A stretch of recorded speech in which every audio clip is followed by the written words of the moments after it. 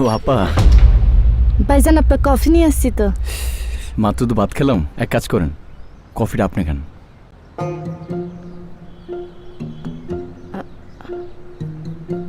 আমি কফি?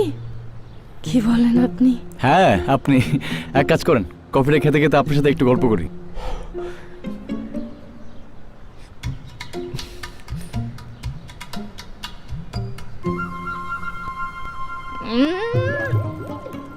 ও বাজি রে, ইনজে তিতা তিতা মানুষ এগুলো খাইছে কেমনে?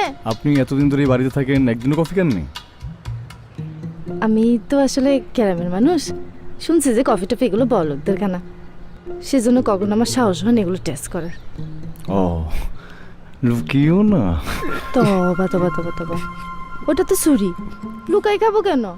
আমাকে খালামো কখনো না করছে।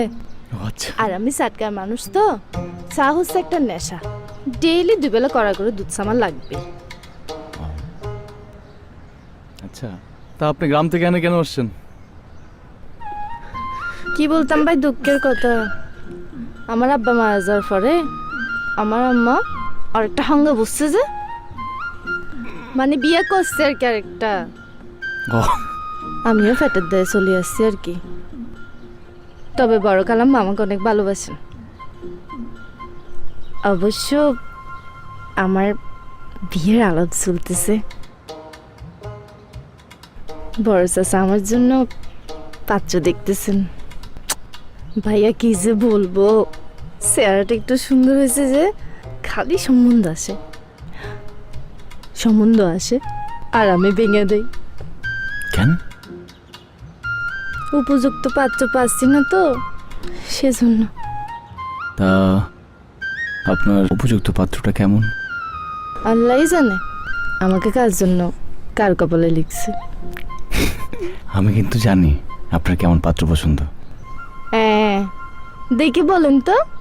এই ধরেন প্রদীপের মতো কাউকে। যা ভাইয়া, খালি অসভ্য কথা।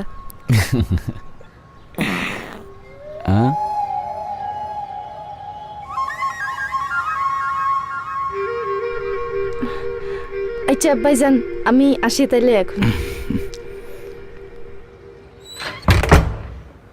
ইয়া, আমার পেট ফেটে যেতেছে আর তুমি ঘটকালি করো না।